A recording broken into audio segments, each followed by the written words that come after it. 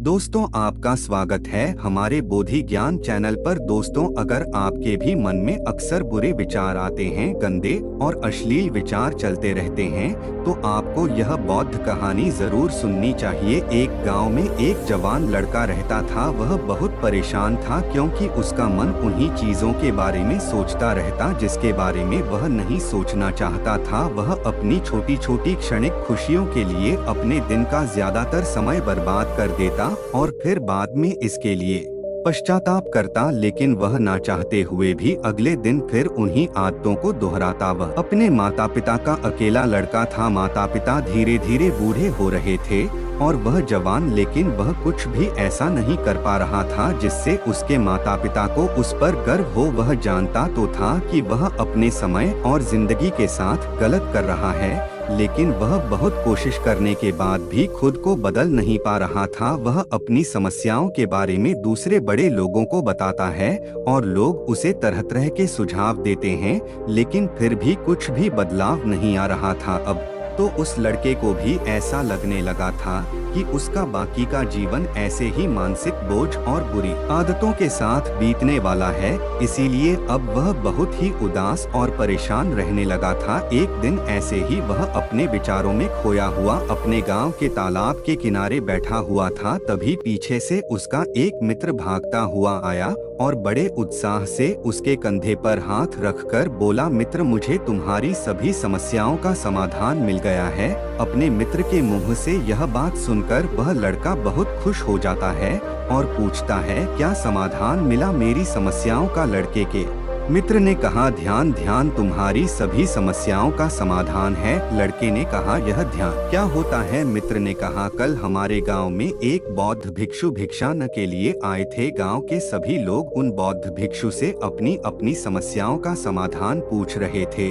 तो मैंने सोचा कि मैं भी तुम्हारी समस्या का समाधान पूछ ही लेता हूँ। तो मैंने उन बौद्ध भिक्षु से अपने मन को काबू में करने का तरीका पूछा। मेरा प्रश्न सुनकर उन बौद्ध भिक्षु ने ज्यादा तो कुछ नहीं कहा, बस इतना ही कहा कि ध्यान ध्यान जीवन की सभी समस्या का समाधान है। मैंने सोचा कि तुम्हें ध्यान के बारे में पता होगा, इसीलिए मैंने उन बौद्ध भिक्षु से ध्यान के विषय में ज्यादा कुछ नहीं पूछा। अपने मित्र की बात सुनकर उस लड़के ने कहा, मुझे उन बौद्ध भिक्षु से मिलना है। वह लड़का और उसका मित्र बौद्ध भिक्षु को ढूंढने निकल पड़ते हैं।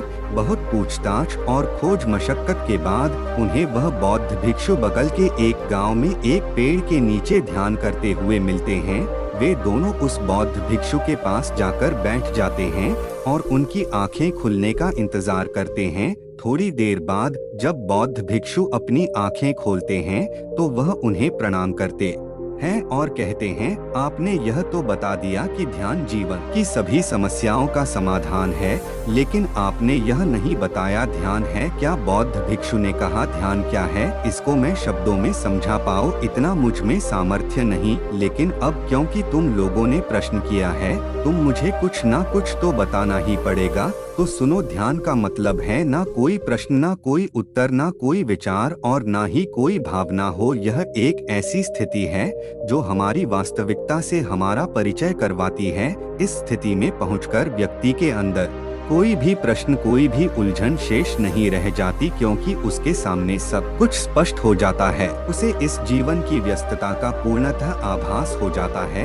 लड़के ने पूछा, लेकिन ध्यान की ऐसी स्थिति को कैसे प्राप्त किया जा सकता है? बौद्ध भिक्षु ने कहा, ध्यान करना बहुत आसान है। क्या तुम्हें बैठना आता है? लड़के ने कहा, हाँ, मैं बैठ सकता हूँ। बौद्ध भिक्षु ने कहा, कितनी देर तक बैठ सकते हो? लड़के ने कहा, ऐसे तो कभी आजमाया नहीं, लेकिन जितनी देर तक चाहूँ उतनी देर तक बैठ सकता हूँ। बौद्ध भिक्षु ने कहा, रोज 1 घंटा आंख बंद करके सीधा बैठना है। लड़के ने पूछा, कब और कहाँ बैठना है? वह भिक्षु ने कहा, कभी भी और कहीं भी, बस जगह शांत और एकांत होनी चाहिए। लड़के ने फिर प्रश्न किया, मेरे मन के यह गंदे विचार और मेरी बुरी आदतें कितने दिन में छूट जाएंगी? बौद्ध भिक्षु ने कहा, सिर्फ 1 दिन में। अगर तुम 24 घंटे आंख बंद करके बैठ सको तो बौद्ध भिक्षु से आज्ञा ले वह लड़का अपने घर आ जाता है और ध्यान करने बैठ जाता है।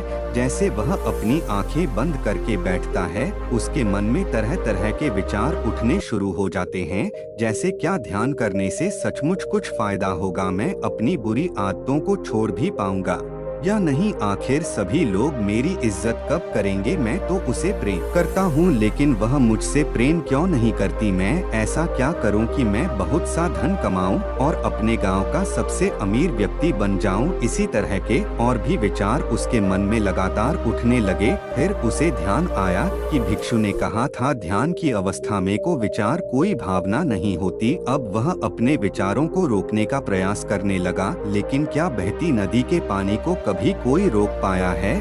वह लड़का भी अपने विचारों को नहीं रोक पाता और आंखें खोलकर बैठ जाता है और सोचता है, अब तक के जीवन में बहुत से काम किए लेकिन इतना मुश्किल काम कभी ना किया था। और वह बौद्ध भिक्षु बोल रहे थे कि ध्यान करना बहुत ही आसान है। वह लड़का उन बौद्ध भिक्षु से मिलने दोबारा अपने घर से निकल पड़ता है और उनके पास पहुंचकर कहता है, आपने तो कहा था कि ध्यान करना बहुत ही आसान है, लेकिन यह तो मुझे दुनिया का सबसे मुश्किल काम लग रहा है। मेरे बहुत प्रयास करने के बाद भी मेरे मन में विचार उठने बंद नहीं हो रहे हैं। बौद्ध भिक्षु ने कहा, लेकिन तुमसे विचारों को रोकने के लिए किसने कहा है? लड़के ने कहा, तो फिर विचार रहित स्थिति कैसे प्राप्त होगी? आपने तो कहा था कि ध्यान में कोई विचार कोई प्रश्न नहीं होते। बौद्ध भिक्षु ने कहा, हमारे दिमाग में हर समय बहुत से विचार जन्म लेते हैं और मरते हैं, लेकिन हमारा मन उनमें से किसी एक विचार को पकड़ लेता है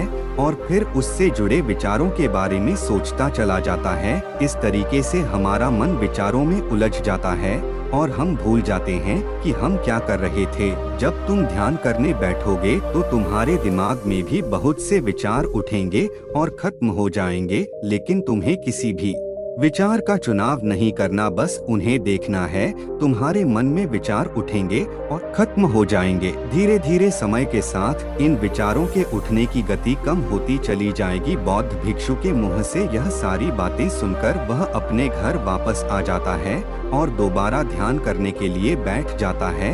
इस बार वह लड़का बौद्ध भिक्षु के बताए अनुसार अपने मन में उठ रहे विचारों को देखता है। वह कुछ देर तक तो विचारों को साक्षी भाव से देख पाता है, लेकिन फिर उसके मन में ऐसे विचार उठते हैं जिनके बारे में सोच से वह खुद को रोक नहीं पाता और वह गहरे विचारों में खो जाता है। कुछ देर बाद उसे याद आता है कि वह तो ध्यान कर रहा था। वह दोबारा विचारों को देखने का प्रयास करता है, लेकिन इस बार उसका मन दूसरी चाल चलता है। अब उसके मन में अश्लील विचार उठने लगते हैं। सोचता है कि ध्यान जैसी पवित्र स्थिति में यह अश्लील विचार क्यों उठ रहे हैं।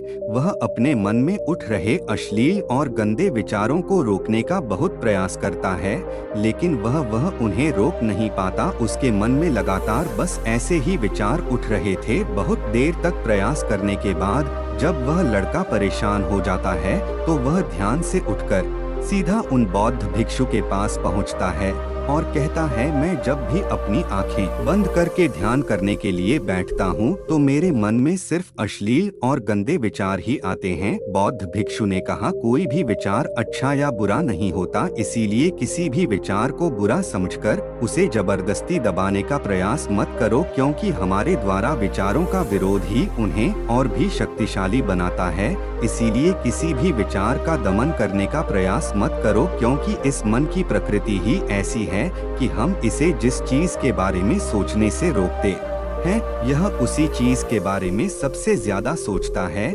इसीलिए तुम्हारा विचारों को रोकने का प्रयास व्यर्थ है और जिन विचारों को तुम गंदे वो अश्लील विचार कह रहे हो, वह विचार भी तुम्हारे जीवन का एक हिस्सा है। इंसानी जीवन को आगे बढ़ाने के लिए इन विचारों का उठना भी जरूरी है।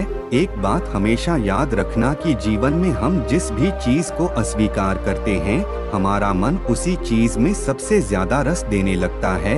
इसीलिए जीवन की किसी भी सच्चाई को नजरअंदाज करने का प्रयास मत करो। हर चीज को स्वीकारो, तभी तुम उससे मुक्त हो पाओगे। लेकिन इसका मतलब यह नहीं कि तुम हर समय काम वासना के विचारों में ही डूबे रहो। तुम्हें यह समझना होगा कि काम वासना हमारे जीवन का एक छोटा सा हिस्सा मात्र है, पूरा जीवन नहीं। तो जीवन के इस पहलू को भी स्वीकार हो और आगे बढ़ो, क्योंकि इस जीवन में इसके आगे भी बहुत कुछ जानने के लिए है। लड़के ने कहा, लेकिन हमारा मन हमारे साथ इतनी चालें क्यों चलता है कि हमारा मन ही हमारा शत्रु है। भिक्षु ने कहा, नहीं, मन हमारा शत्रु नहीं है, यह तो बस उन्हीं चीजों को अनुभव करना चाहता है जिसमें इसे आराम मिले, आनंद आए। इसलिए जब हम कोई ऐसा काम करते हैं जिसमें शुरू में ही मन को आनंद नहीं मिलता, तो हमारा मन उस काम का विरोध करता है। बौद्ध भिक्षु ने आगे कहा, अगर तुम अपने मन से बुरे विचारों को खत्म करना चाहते हो तो अपनी आदतों को बदलो। आदतों को तुम केवल तभी बदल सकते हो जब तुम्हारा मन तुम्हारे काबू में होगा,